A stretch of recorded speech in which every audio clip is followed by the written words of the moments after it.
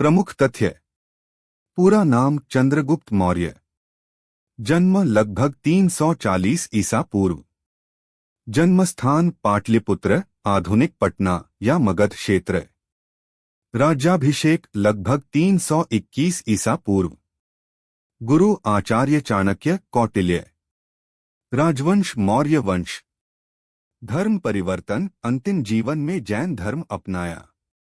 मृत्यु लगभग 297 ईसा पूर्व, श्रवणबेलगोला, कर्नाटक। एक प्रारंभिक जीवन। चंद्रगुप्त मौर्य का जन्म एक साधारण परिवार में हुआ था। कुछ ग्रंथों के अनुसार वे शूद्र या मौर्य कुल के थे। युवा अवस्था में ही उनकी भेंट आचार्य चाणक्य से हुई, जिन्होंने उन्हें राजनीति, युद्ध और रणनीति की शिक्षा दी।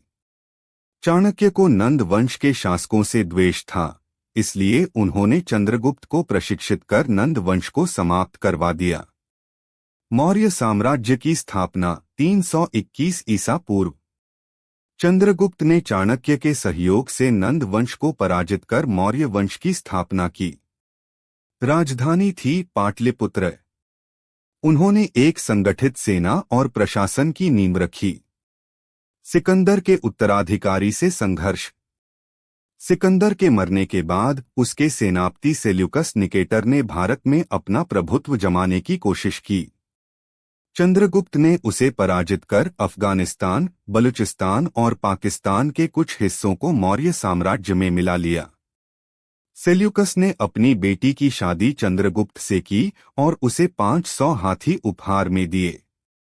प्रशासन और नीतियां। चाणक्य द्वारा रचित अर्थशास्त्र इस काल का प्रमुख ग्रंथ है, जो चंद्रगुप्त के शासनकाल के प्रशासन, कर व्यवस्था और न्याय प्रणाली को दर्शाता है। साम्राज्य को विभिन्न प्रांतों में बांटा गया था और हर जगह योग्य अधिकारी नियुक्त किए जाते थे।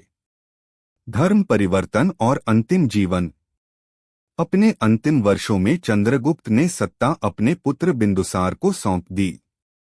उन्होंने जैन धर्म स्वीकार कर लिया और दक्षिण भारत के श्रवणबेलगोला चले गए। वहीं पर उन्होंने संलेखना व्रत, अंत में अन्न जल त्याग लेकर प्राण त्याग दिए। महत्व और योगदान। चंद्रगुप्त मौर्य ने भारत को पहली बार एक संगठित साम्राज्य में बदला। उन्होंने विदेशी आक्रमणकारियों को हराया और भारत की सीमाओं का विस्तार किया। उनका शासन कानून, न्याय और सशक्त प्रशासन के लिए जाना जाता है।